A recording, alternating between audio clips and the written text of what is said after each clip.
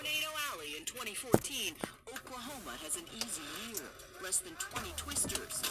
But in Oklahoma City, the police department is getting slammed with a man-made disaster. Oklahoma City Police confirmed they are investigating this claim. The force rocked by allegations against one of its own. Officer Daniel Holtzclaw is preying on those he's sworn to serve and protect. But now, he's the one being pursued by sex crimes detective Kim Davis, and it is personal. For someone to use the badge and the gun to just do the most demeaning thing to a human being, it's infuriating. It was my main focus. I was going to put him in prison. The alleged victim, Oklahoma City native Janie Liggins. She runs a daycare center, is 57 years old, a mother of 4, and a grandmother of 12. I looked at my rearview mirror, and I noticed the lights, and I know it was a police car. She recalls the night she was pulled over along a section of 50th Street. The officer told her she was driving erratically. And when I opened the door, he came to my car. He said, "I stopped you because I saw you were swerving." He starts to question her about a cup of Kool-Aid seen in this police photo and whether she's been drinking. She says she had not. But when the cops start searching her, Liggins says the traffic stop gets weird and scary. She says he orders her to expose herself. I'm like, "What? You want me to take my pants down?" Then he like, Good "Yes, I'm saying, God, he wanted to hit that? Liggins Wow. says Holtzclaw then forced her to commit a sex act Wow. on him as he stood by the open rear door of his police car. She was scared to death she was going to die. She didn't look at his face. She didn't look at his name tag. She said all she could stare at was his gun. In his police interview, Holtzclaw acknowledges Liggins was afraid of him. Did she ever ask you if you were going to shoot her? She did. She was talking about pistol all the time and talking about guns and whatnot. And I'm like, calm down. I'm like, I'm not going to shoot you or anything like that. Did she think you were going to shoot her? Maybe. It's disgusting. And this is my mother. You get that right. It is disgusting. Liggins' daughter, Latoya Rifa, sat by her He mother's wanted to side stick during his our dick interview. in that. And men wonder why I say they're half the fucking problem. She's going to report My him. There's God. nobody's going to believe her. And did he say anything? He just backed up. He zipped his pants up. Wow. And he moved back. And That I is just got out disgusting. his police car. I can't even I imagine. think he was going to shoot me in the back. And he let me live. He to should tell have the shot story. himself. That's disgusting. 2 hours later, encouraged by her family, Liggins reports the assault to the police. If I could have went and found him myself, I would have gladly done so. Do you want to take a moment? You okay? Did you believe her? Yes, I did. There was no motive for her to make this up. Detectives scour Holtzclaw's car for evidence, but find nothing more than fast food wrappers, muscle supplements, and a Justin Timberlake CD. But when they examine Holtzclaw's uniform, hoping to find Janie Liggins' DNA, they get a shock. They find DNA all right, but it's not hers, and it's not from Holtzclaw's girlfriend either. There was unknown DNA, female DNA on the inside of his pants. Detectives now deduce 2 things. The unknown DNA may be another victim, and Holtzclaw, a serial predator. The hunt begins for a match to the mystery DNA. We weren't going to stop till we found it. Juries today want DNA because everybody watches CSI and everybody wants the DNA moment. Right. They begin checking the records of Holtzclaw's encounters with other women on his beat. I think we hand-searched 6 paper boxes full of those, trying to find everybody he ran. So that's like thousands of names is my question. Thousands. We just made a list of black females that he stopped and ran and started going door to door. Behind those closed doors, and as the investigation widens, just what they feared. They find more women who say they too were attacked by a cop. And when the story leaks, an officer has been placed on administrative leave. Still more women come forward. Take the case of 22-year-old Shardarian Hill, who was handcuffed to this hospital bed, high on drugs after an arrest, when she says she was sexually assaulted. I didn't know what to think. I was scared because I was just like, this is a police officer. I didn't know what to do. And then I'm handcuffed to the bed, so I'm just like... You're powerless. Yes, I'm in his custody. I don't know what he might do next, so I just didn't even say nothing. And then there's Carla Raines, a 45-year-old mother of two, who says she was forced to expose herself by an officer, supposedly checking for drugs or weapons. So it just got to the point to where I raised up my shirt. Okay, can I go now? Can you let me go? Why didn't you report it? I didn't think that anything would happen. And then the police tracked down this woman, 39-year-old Sherry Ellis. She tells a now familiar story. She was walking down Highland Drive when she was stopped by a cop in a squad car. And that's when he started doing things that he shouldn't be doing. What kind of things did he do? When he searched me, he searched under my clothes. He patted me down up under my clothes. Ellis says the officer ran her name and found she had an arrest warrant and multiple unpaid fines. He's like, well, okay, what do you think we need to do about this, Miss Ellis? And I said, I don't know. Are you going to take me to jail? And I was looking down because I said in the back of my mind, oh my God, I'm going to jail, you know. And when I looked up, She says the officer forced himself on her. But her ordeal would not end there. Afterwards, she says he drove her to this abandoned schoolyard. he drove me to,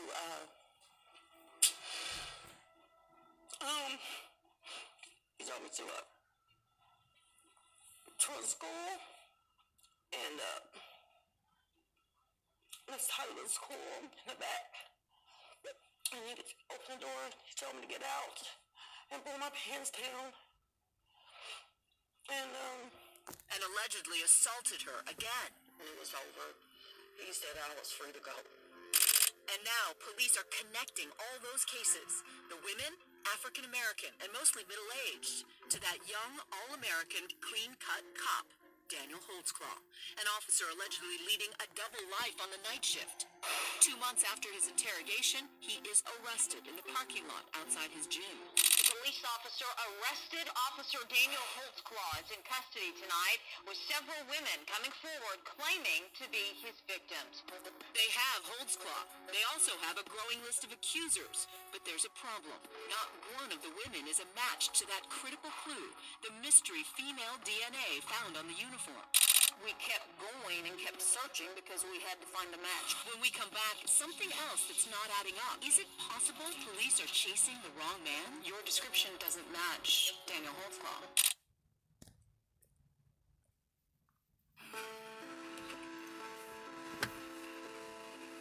Verdict, count 1, sexual battery. We, the jury, have handled this one the above caused or on our oath find as follows. Defendant is guilty of the crime of rape in the first degree and punishment is set at 30 years. Defendant is guilty of the crime of rape in Mexico and punishment is set at 5 years. Multiple sodomy and punishment is set at 16 years. Defendant is guilty of the crime of rape in the first degree and punishment is set at 30 years.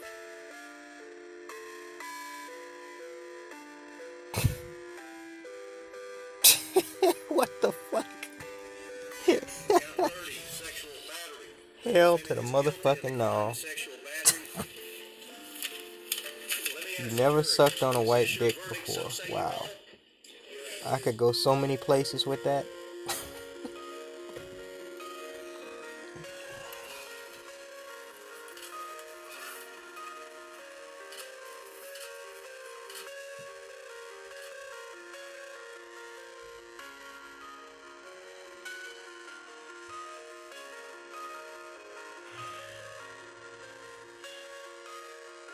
This motherfucker obviously had a head too much of ghetto gaggers. What the fuck?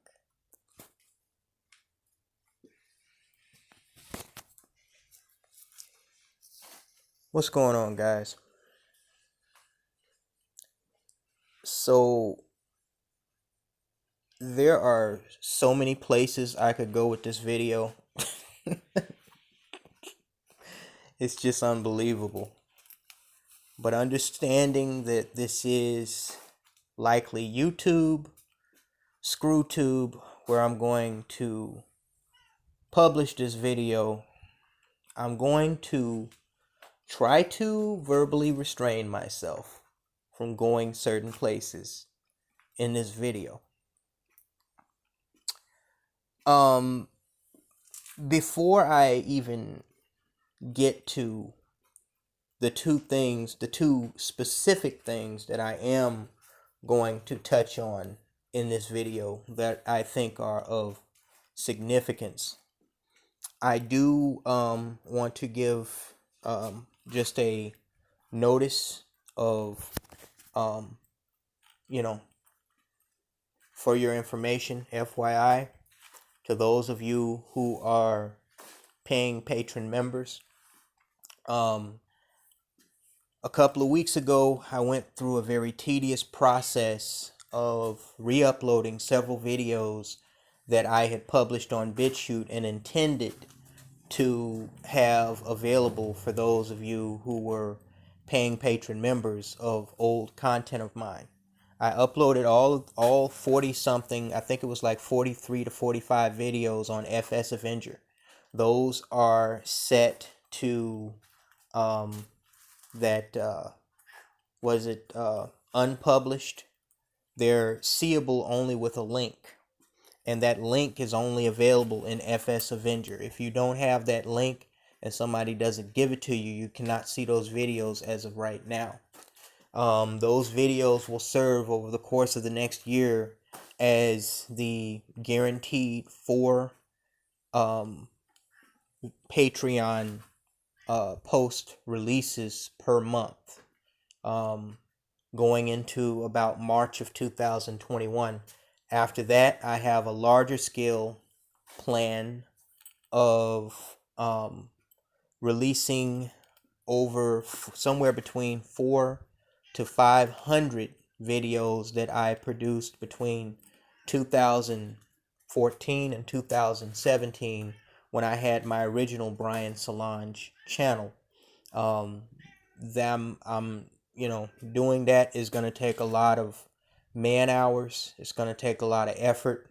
But right now, I'm just going to sit with the year's worth of scheduled Patreon posts that I have available for you guys. All of this, again, is old archived content from videos that I've made in the past that many of you who are new subscribers here on ScrewTube and across FS Avenger, BitChute, and Patreon have not seen.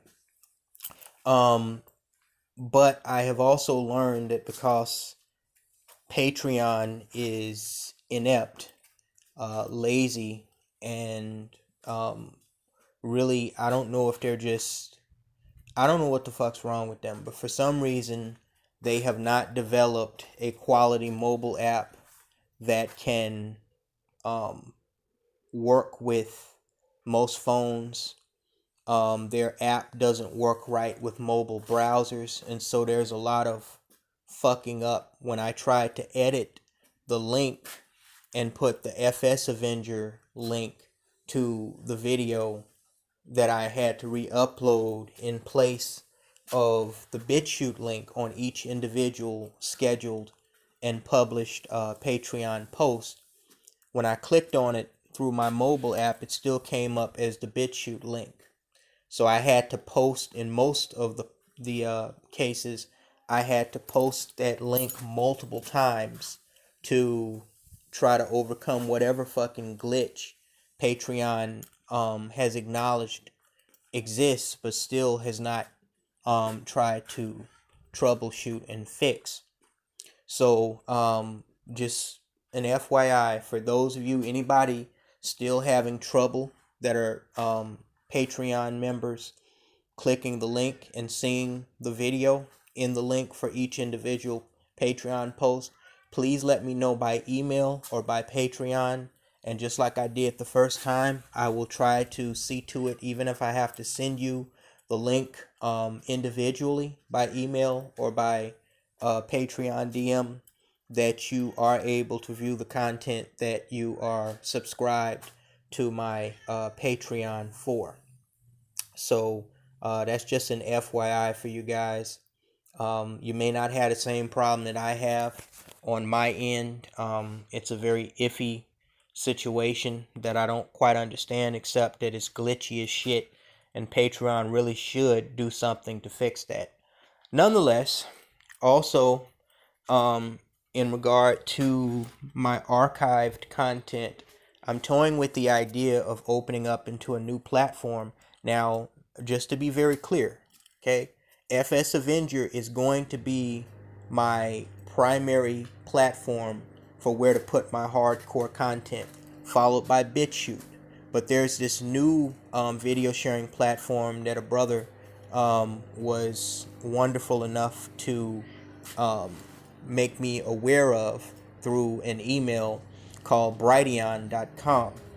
I've already successfully uploaded one video there, as some of you who pay attention to my pinned posts should be aware.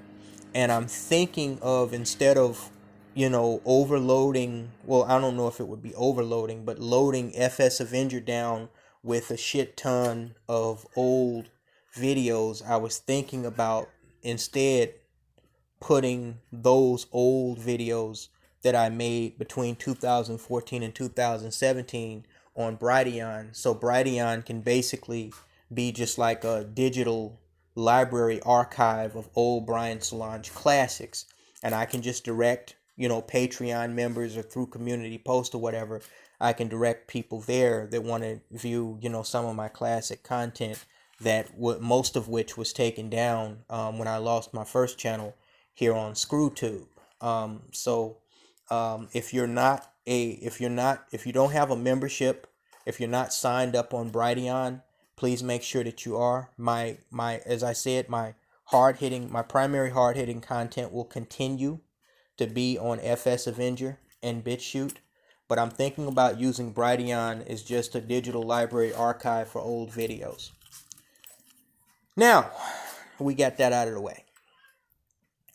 So, we've all heard the story of Daniel Holtzclaw, the white Oklahoma City police officer who raped up a bunch of low-income black women, and he got sentenced to more years in prison than a lot of murderers did.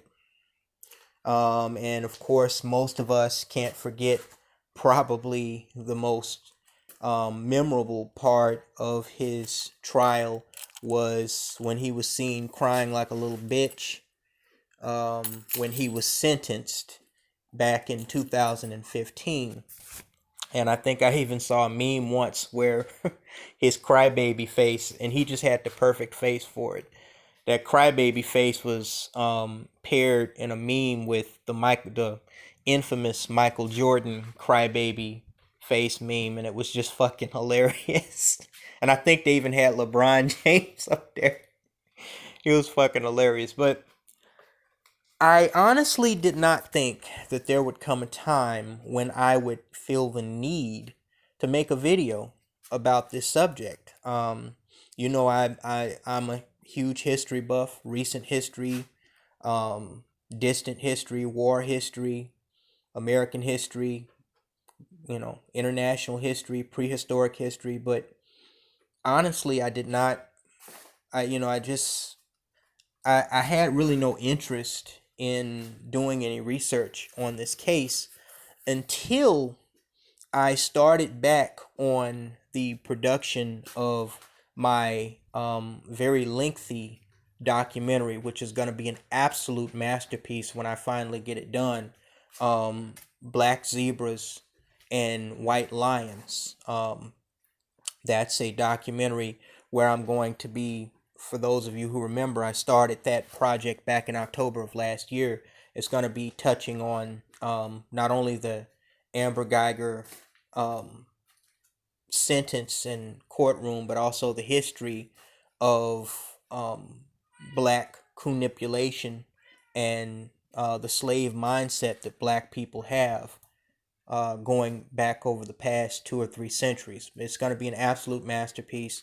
It's going to be many hours long. I'm not even going to put I'm going to have to cut it up into parts, but as you imagine, a documentary of that magnitude has me going through a lot of different content, videos, historical records, pictures, background, and some of you who are paid patron members who actually got the opportunity to see part one of the documentary that I finished, you probably have a better appreciation for how much work I'm putting into this documentary than those who haven't seen any of it. But in digging through that stuff, I did a keyword search on Google because I'm up to chapter 11 now of like 17 chapters. And in doing that keyword search, I was looking for I typed in white police officers because most of the work in the documentary, I just want to say, most of the work is done in the intros. In this case, I'm doing a special intro for every chapter. And that intro, is just insane. It's like, because I want to tell, there's a theatrical cinematic type story that I want to tell, like a regular documentary, plus my commentary. It's a mixture of my commentary and, cinematics. So it's a very complicated project. I've never embarked on anything like this before.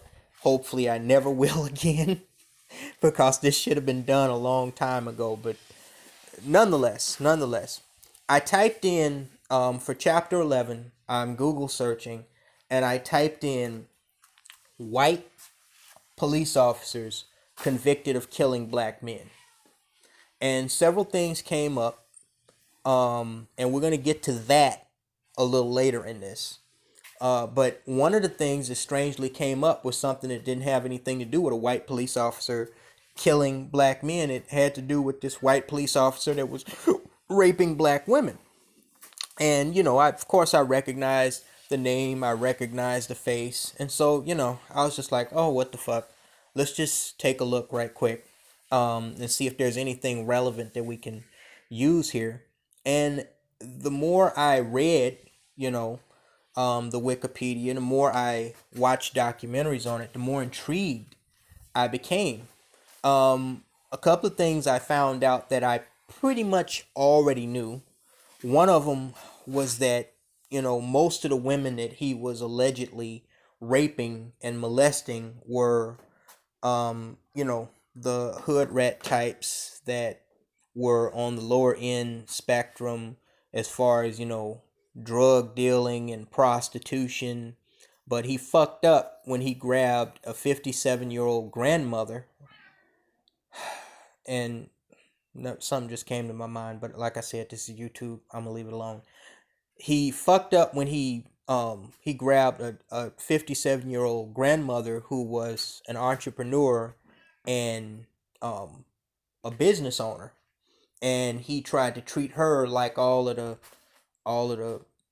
prostitutes and crackheads that he had gotten a hold of. His MO was basically taking these women, running a search on them. If he found an arrest warrant, he would basically give them the ultimate, the option, suck my dick, let me get some ass, or go to jail, And since most of these females were, part of the criminal underworld directly or indirectly anyway, they were probably used to doing this type of thing. But we're gonna leave that alone. We're gonna walk away. We're gonna skedaddle away from that, because like I said, I don't want to even go there. So I'm just gonna leave that alone, because I want to make a point. Okay, so there were a couple of things that I already knew. One of the things that I didn't know, but I was pretty sure of, was that the black women he was messing with were not, upper echelon, college educated, people, or fashion models, or people that actually have some contribution to society. I knew that off the rip. I knew that. He wouldn't be that fucking stupid. He was stupid, but he wasn't that fucking stupid. He was picking on, those that were basically involved in, what us black men term as black female fuckery. and that, enabled him to get away with it, though his crime spree only lasted 7 months. What I didn't know was that the jury that sentenced him to 263 years, I believe it was, in prison, I think it equated to like 30 years for every rape. What I didn't know was that the jury that sentenced him, convicted him and sentenced him, was an all-white jury. The NAACP had actually complained during the grand jury process and the jury selection that there were no minorities on the jury, and that basically the victims were going to get railroaded because it was going to be another in and out type of situation where a cop is charged and then, given some sweetheart sentence or even acquitted. But it turns out that this all-white jury actually came down harder on this motherfucker than most juries come down on child molesters and fucking outright stone cold blooded killers. Okay? There's only been a handful of times. I mean, this dude has to be up in like the top 20 of American criminals of, number of years they received in their sentence. I mean, it was like these motherfuckers that sentenced him hated his ass. And I wondered why, but we're going to get to that in a minute as well. But I mean, it's like they literally hated. It's like if they could have gave him the death penalty for rape, they would have. You're sending a statement when you send somebody to 263 years and they haven't even murdered anybody. And that's going to become ironic a little later in this video, but I think I already said that. So anyway, when I found, I think to the NAACP's surprise, the white jury came down on this dude with an iron hammer. And, when I found out that the jury was all white, there were a couple of things, because that's actually part of my Black Zebras versus White Lions documentary. This entire mentality of forgiveness when it comes to black people, which even equates to how they judge white defendants in criminal trials. And I have a couple of cases that prove that they are very lenient.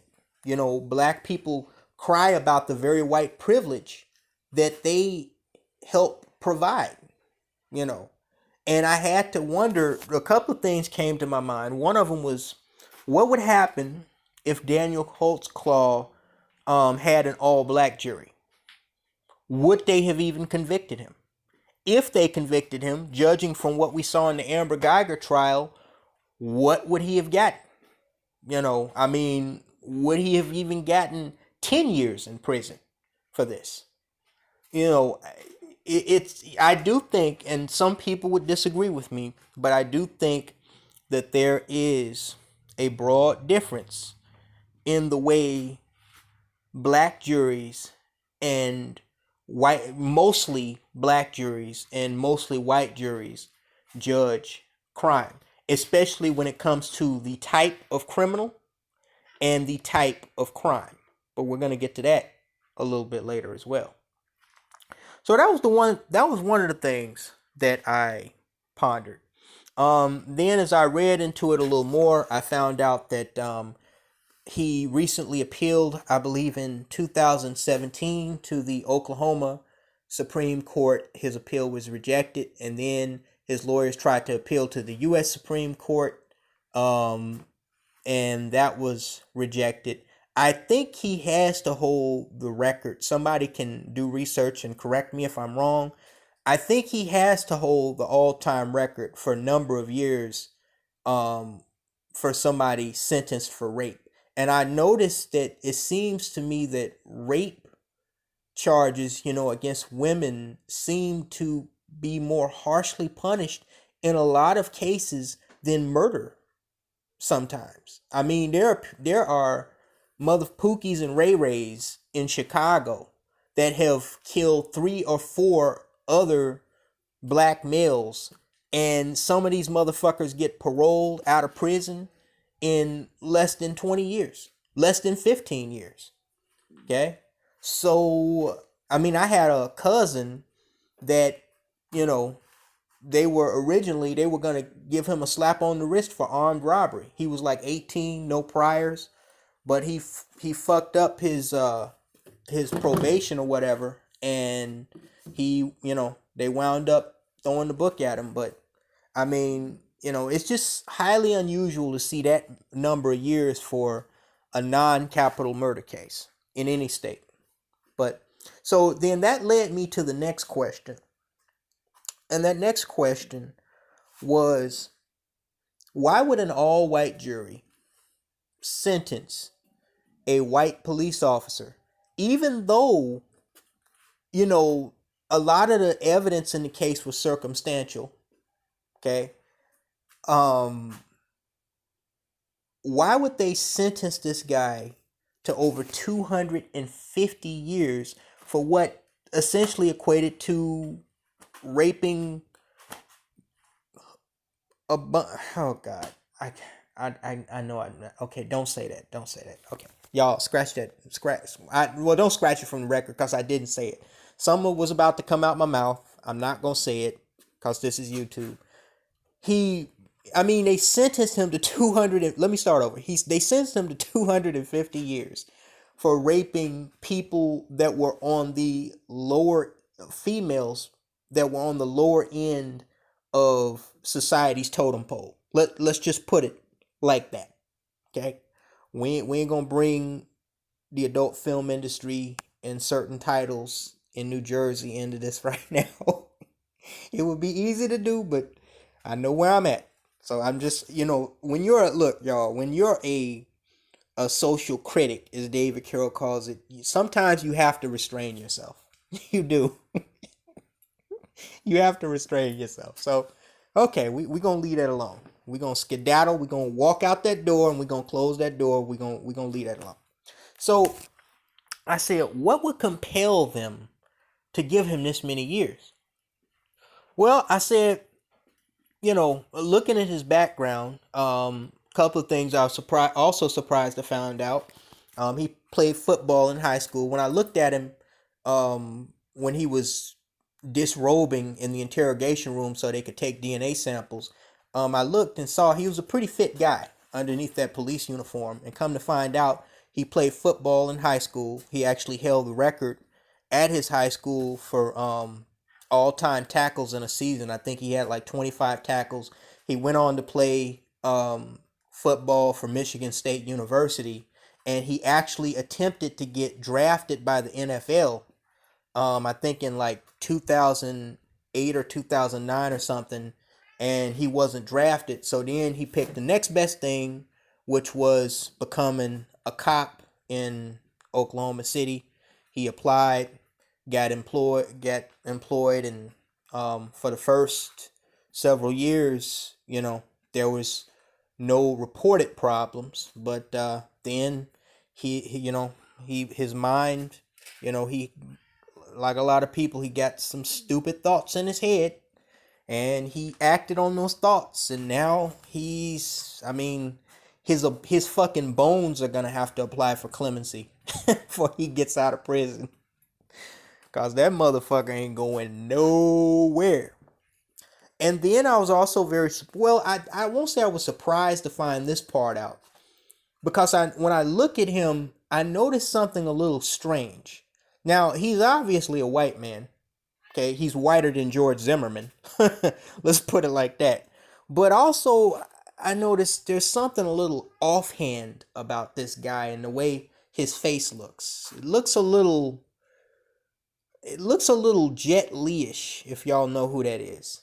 And when I looked at his background, found out he was born on a military base, a U.S. military base in Guam, to a white father and a Japanese Asian woman. So he's actually not fully white. He's actually a half-breed. His father's last name was Holtzclaw, and when he married this Japanese woman, she took on his last name. So the dude is actually white Asian. He's actually a half-breed. So I said, well, maybe that factored into it. Although he still, for the most part, looks like a white dude. You know, he has kind of like the Asian hairstyle, and you know, you can see a little Asian in his face, but for the most part, he's a white guy.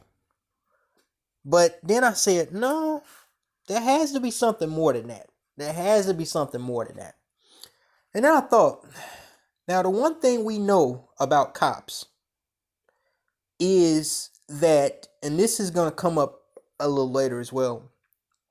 The one thing we know about cops is that them being convicted of crimes, especially when it comes to police killings of people, are very, very rare. Okay?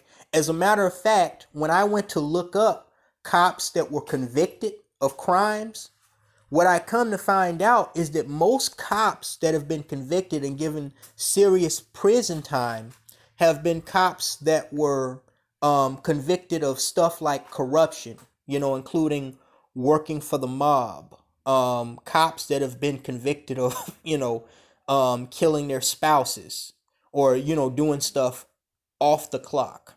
Okay. Like what was his name? Drew Peterson, if y'all remember that case from about like a decade and a half ago.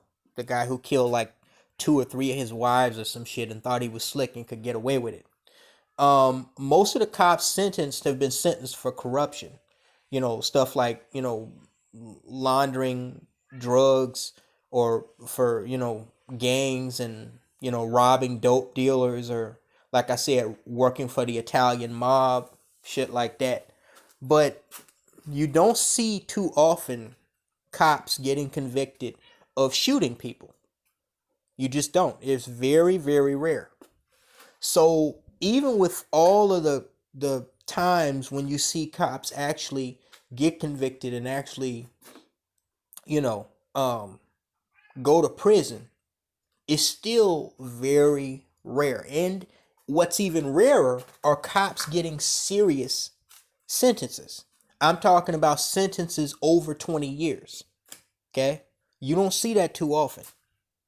And this is definitely the all-time record in the United States for a cop sentenced to what obviously is natural life in prison, let alone 263. I see, and this is what I'm saying about them sending a statement. They could have just gave this motherfucker life, just natural life. Just say life in prison. But it, you know, it's very important in individual cases to, you know, the way it is titled when, you know, the sentence is declared. And so instead of just saying life in prison, they say 263 years in prison. But the question is why? I have a theory. It's not a whole theory, but it's a partial theory. I don't have any evidence to substantiate this. But they had noted how how little news coverage this case actually received, and the only time that it actually got national attention was after the sentencing, and, you know, that infamous crybaby thing that he did at the end when he was being sentenced. Okay, and then after that, the national media paid it a little attention, but prior to that, no, you know, it wasn't wall-to-wall coverage like the Amber Geiger or O.J. Simpson or George Zimmerman trial or Ferguson, Missouri. And a lot of black women activist groups were calling out, you know, the hypocrisy on that, and saying that there were a lot of mainly white-based feminist or white-based anti-abuse groups that advocated for, you know, women that were abused or molested or whatever, women and girls abused, molested, sex trafficked, that would personally attend other high profile cases, and even a lot of low profile cases of, you know, mostly white and non-black women that had been sexually abused or murdered or whatever But in this case, they didn't attend. They didn't even pay attention to it, even though everybody knew by the time the trial got underway what was going on. And there were several black female groups that they tried to contact several news agencies, including CNN and MSNBC. Nobody seemed to be overly concerned about this case until after his conviction and sentencing. Okay.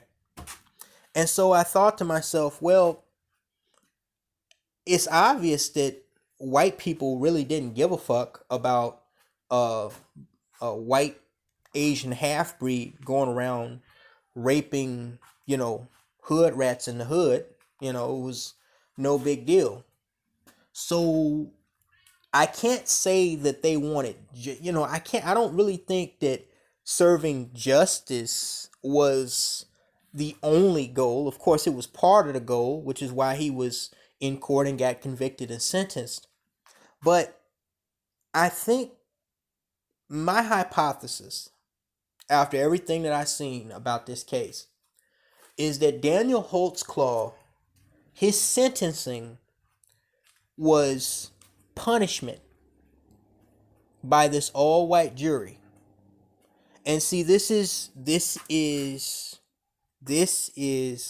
the part where Equasi's black people don't understand optics speech comes into play.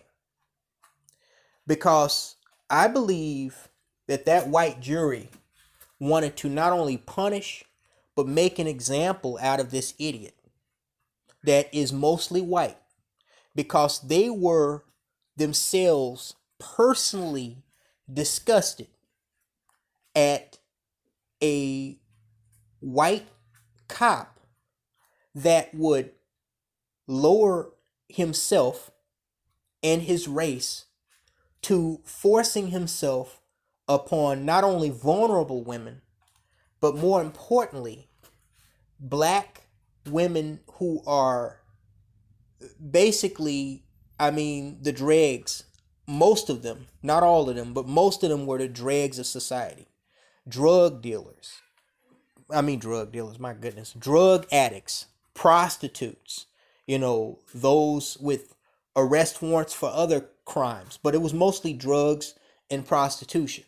I think they were disgusted with this guy's crimes. That, as an all, you heard them in the ABC documentary calling him an all-American. Former football player, not a bad-looking guy, well-built, a police officer. He had an honorable career, and he did something that was very dishonorable. And what made it worse was who he did it with, who he victimized. I think that made it even more deplorable in their eyes, that this guy was pure trash, because not only was he raping these women, but he was, preying upon those who are, this guy is supposed to be, of the highest standard in society as far as social status is concerned, a police officer, a former football player, and he's raping and molesting and preying upon the very lowest parts of society, drug addicts and prostitutes and hood rat types. And I think to some level they were disgusted with that, not just because he was a sexual predator, but because he was the quintessential, yes, we know he was a half-breed, but he was the quintessential idea of what white men and women think of when they raise their male children. And he degraded himself, and in their minds degraded the white race by intermixing himself with the lowest, most deplorable, the stuff that when police do kill people, white people always use that excuse. Well, he had a criminal record, or such and such, they had a warrant, or they had drugs on them, or they had a gun on them. He intermixed himself and literally his DNA by force upon that. And I think that mixture, that combination of what I'm saying makes sense, fucked with this white jury. Because we have seen these juries, okay? In the case of Emmett Till, perfect example. We have seen them let white killers of black people, particularly black men, basically walk off scot-free. We have seen them give sweetheart sentences to people like Jason Van Dyke. 7 years for shooting Laquan McDonald. What was it, 16 times? Even once he was on the ground. I refuse to believe that this was all about serving justice. I believe that this was about sending a message to any other clean-cut white boy, who's a cop or any other type of, in any other type of career field or profession, or on any other type of social status level, from Tom Brady on down, that would even think of degrading not only himself, but his race by doing such a deplorable thing of, sleeping, not only, well, it's not sleeping with, because that's voluntary, but raping or molesting and doing the nasty with these types of people. I think that there was some degree of, I don't think it's reverse racism, but I do think there was some degree of bigotry that was included in this. Not in the sense of them, giving a light sentence because they didn't care about the victims, but giving a harsh sentence because they cared about the type of white men that was doing that type of crime. I think it got underneath their skin. I think it bothered them. I mean, you saw my reaction to some parts of the documentary. Like, I'm not going to go there because this is YouTube. Y'all have heard me indirectly mention this case in a couple of my videos and the things that I felt, but I'm just saying to be saying, okay? I think that this was sending a strong message because white people realize something that most black people do not realize about the degenerates in their tribe, in their race group, which is that this dude and what he did makes the white race look very, very, very bad. See, a white cop can gun down a black male, especially if that black male is a criminal, or if he's resisting, or if he has a gun on him, or if he's going for his wallet or anything. And because black men are already seen on the lower end of the totem pole and are criminalized and demonized even by, our own tribe of female anyway, let alone society as a whole, a clean-cut white cop can do that, and whether he's convicted or not, that's not really downing the white race, okay? There are plenty of white men who have black girlfriends. There's a handful of them that have black wives. There's countless of them that have sex with black women, mostly behind closed doors. But I think it was that he desired, and he was so desperate for pussy that he would lower himself. I'm just trying to help you understand the mindset of those that I think were on the jury. He would lower himself to going and, forcing himself to go inside that or those types to go down on him. I think that just disgusted the all-white jury. And I think that's why they laid the hammer down on his ass. Because somehow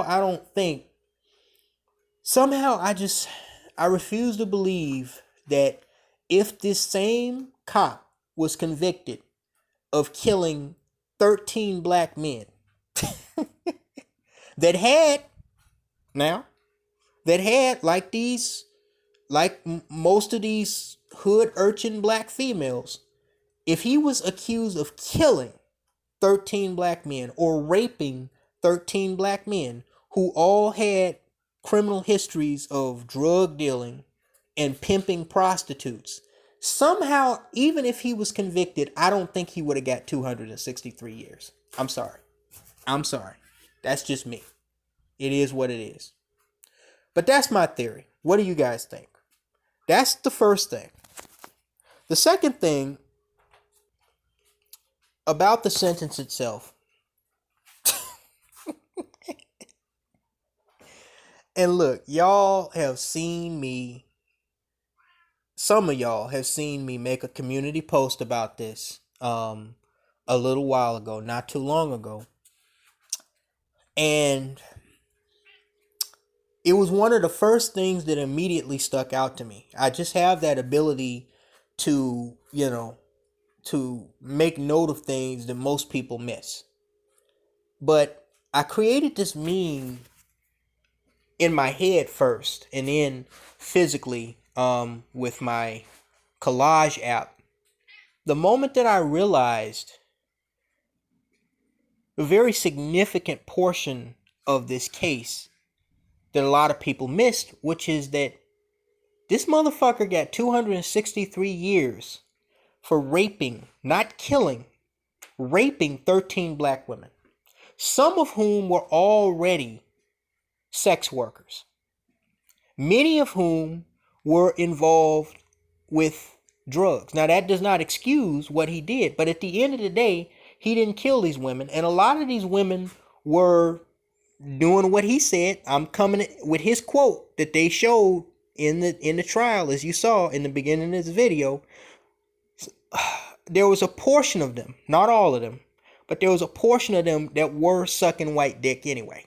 Okay, I'm not, again, I'm just trying to help y'all understand where I'm coming from with this. Okay. And so this dude received more time for molesting 13 women, some of whom were already in the sex industry. And Oklahoma City, the ones that were prostitutes, I'm not saying all of them were prostitutes, but even the ones that were drug addicts. I mean, man, the Arab liquor store, the black pastor. I mean, come on, man. The truth be told, because one of the girls, if you notice at the end of that documentary, one of the girls said that Daniel Holtzclaw, and that's one of the things that his defense lawyers argued, he didn't match the description at all of the cop whose dick she sucked in order to get out of jail time. So it's possible that some of these females, it could have been a group of cops just, doing this, just passing around certain females that they knew they could get a quick nut on. And I do think to some extent that was true. There was also rumors that were later discredited that Daniel Holtzclaw was connected to some cops that were under investigation for being connected to some drug activity in the area. And that was being investigated by the DEA, but that was later discredited. I don't know. I was only able to find one article out on that. So they may have been trying to silence him or something with this long ass sentence.